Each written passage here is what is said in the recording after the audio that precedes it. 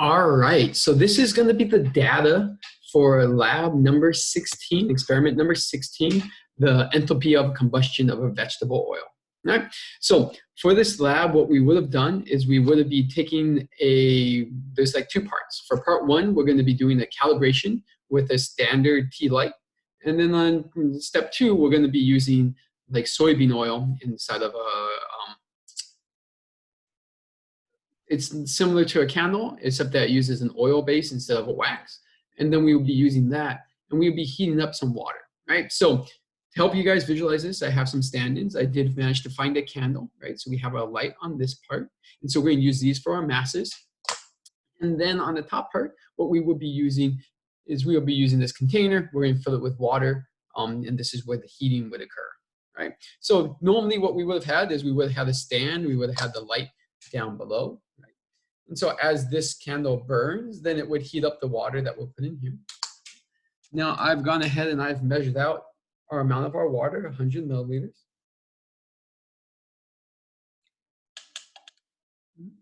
So we have all of that in there.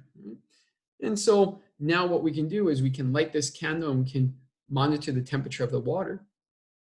The more heat released by this candle, the bigger the temperature change we're going to see in this water over that period of time.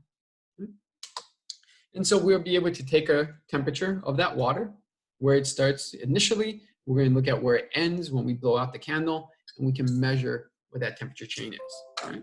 And so I'm going to be giving you some practice data, basically some demo data, so that way you guys can fill out your worksheet. So we're still going to use the same worksheets that you guys would do for lab number 16. I'm going to give you the raw data, and then you guys should be able to fill in the rest all the way through. Right. So for part one, the first thing that we're going to be filling in, so this is the part on enthalpy of combustion of vegetable oil, and it says calibration of aluminum can calorimeter by combustion of decanol. Right? So decanol is really them just talking about a candle. Right? And so decanol is the type of candle that we would have used, right? The type of wax. And so basically it's the amount of energy that this one burns specifically, right? And so for part one, I've gone ahead and I've taken our candle and I've measured it. So I've gotten its mass, and its mass is going to be 223.984 grams. So that's the initial mass of that candle. I also have measured out my water, right? You saw me pour it in there. That water has a volume, 100.0 milliliters of water, right? And so we can use that for our milliliters of water placed in the calorimeter. And I've measured the temperature of that starting water, right? So we put that thermometer in there. We measure that initial temperature. That initial temperature is 20.1 degrees Celsius, right? So we have our initial temperature of 20.1 degrees Celsius. Now, for your experiment, what we would do is we'd light our candle. That one didn't light. We gotta try it again. So we would light our candle, and that candle is gonna burn. And so as that candle burns,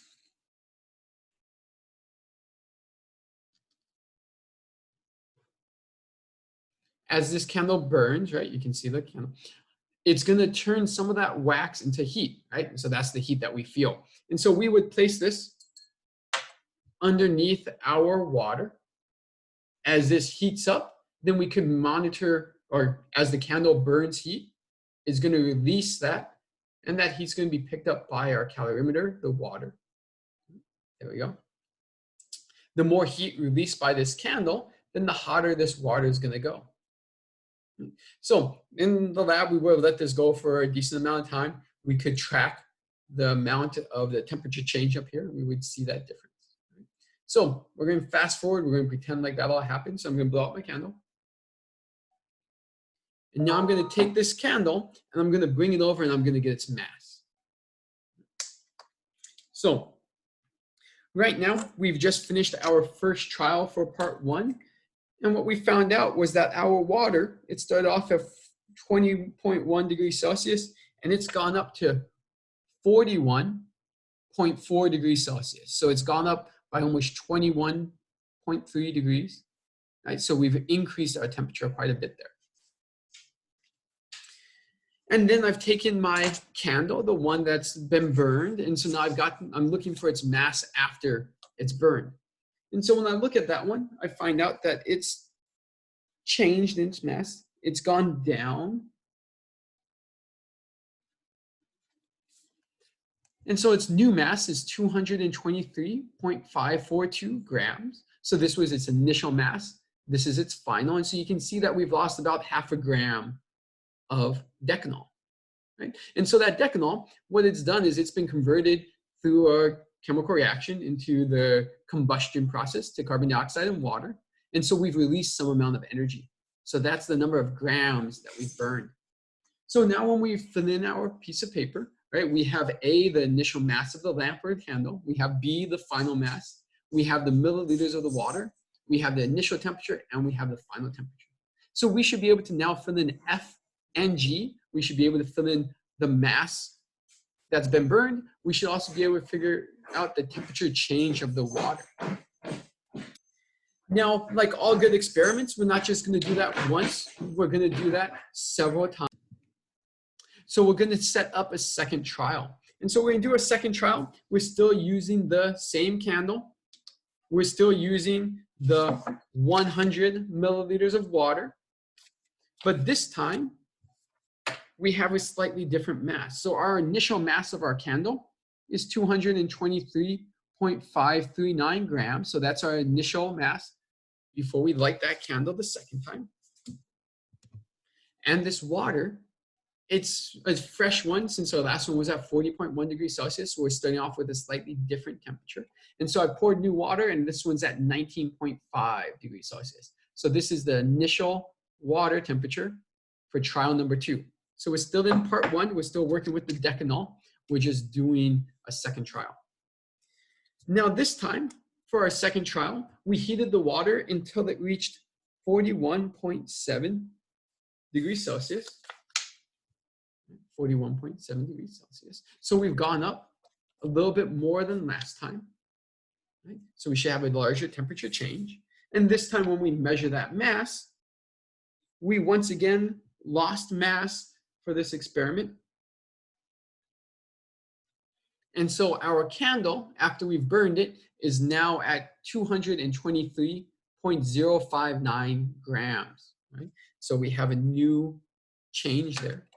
We have a temperature change of 41.7 degrees Celsius from 19.5 for the candle. And we have a mass change of 223.059 grams from 223.539 grams. And so with that piece of information, we know that both times it was 100 milliliters of water. We should be able to move on into H and I to figure out how much heat our water gained. So we want to take that volume of our water and we need to change it over into its mass. So remember that if we want mass, we need to use the density of water, which the book has given us as 1.00 grams per milliliter. So we can take our milliliter, our volume, we can use our density,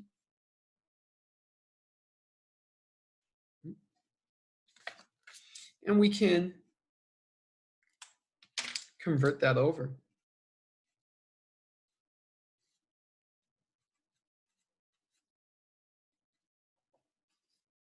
Into our grams.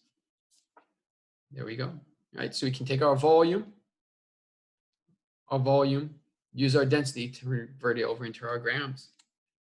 Once we have all of that, then we just need to use that equation that they have down there. And remember that our answer should be in kcal, not just calories. So we're looking to get into kcals per mole. And so once you have that, our decanol, it has an enthalpy change of 9.9 kcal per gram burned. And so we can use this mass difference to calculate how much heat was released by our candle. So if we had lost 1 gram here, we would release 9.9 kcals. If we've lost only half a gram, then we should be half that number of kcals. So 9.9 times 0.5, right? So whatever that mass difference is, you're going to multiply that by the kcals per gram, and that's how you can find your kcals. And so that's what you're doing for part 1. So part one, we compare the amount that's released from our candle compared to the amount of heat gained by our water, and we're going to get the average efficiency of our setup. Now, the reason why we want this is because we want to then do that same experiment, but this time for our candle, instead of being decanol on the inside, we're going to have an oil. And so that oil that we're going to use this time is soybean oil. So we're going to use soybean oil for our trial number one. Right? So we're going to use soybean oil. And so this is us moving on into part two. So part two, similar setup. We're still having the water. We're still having the candle. There we go. The only difference is that the candle is now made out of soybean oil instead of that decanol. So our water, we're putting in the same amount. We're still using the 100 milliliters of water for both of these runs. You can also use your density formula, getting into grams later on, still the same. But this time for our soybean oil candle, it's a slightly different setup, and so it has a different mass.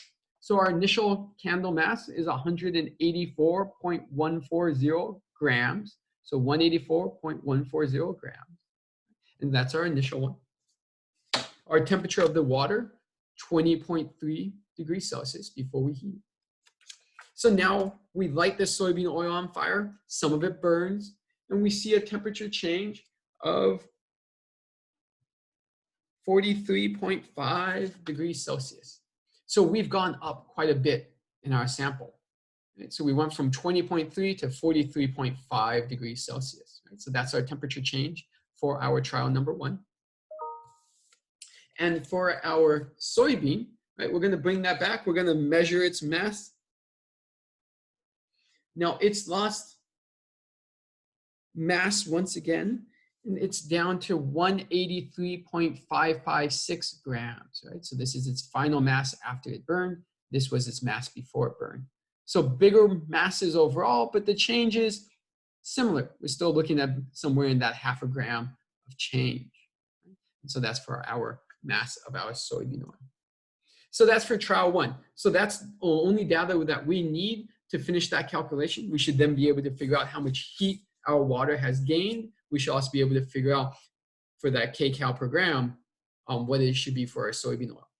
Now, we are going to repeat that experiment. We're going to do a second trial. We're going to do trial number two with more soybean oil. We started off with 183.555 grams. So that's our initial mass. Our water, close this time, 20.0 degrees Celsius. So similar to last time, not quite exactly the same. We heat those soybean oils. We measure that mass change. We measure that temperature change. And so our final temperature of the soybean is going to be 41.0 degrees Celsius for trial number two. Its mass change is going to be 183.058 grams for our mass after the burn for the second trial. And so now we can calculate our mass change. We can calculate our temperature change for the soybean oil. And so that brings us over to the second part, right, of our calculations. We have parts F, G, H, and I. So in part H, we just do the same thing that we did in part one. We find the heat absorbed by the water. So we use its mass. We use the specific heat capacity of 1 calorie per gram per change in Kelvin. And then we're able to look at our amount of heat that our water has gained. Now the difference is last time what we did is we compared it against the standard value of the 9.9 kcal per gram. This time we want to use the average efficiency that we got in part one to calculate how much extra heat was released by our candle that wasn't absorbed. So last time we multiplied the heat of the candle by the average efficiency. This time we should be dividing the heat gained by the water by the average efficiency. And so that way we should be increasing, right? We should have lost some heat when we went from the decanol to the water. And so this is how we can account for that. So you want to work your way through. We do want to do I and J, right? So we can work our way through for both of those. We should have 2 trials plus their average value. So we want to work through those. Actually, I think we just do the 2 trials, so that's fine. And then we are going to do both consider this question. So consider this 1 and consider this 2. Once you're done with this, whenever you're done, you can go ahead and take pictures of this. You can scan them, upload them on Gradescope, experiment number 16, and then you'll be done for this lab. Very good. Let me know if you have any questions.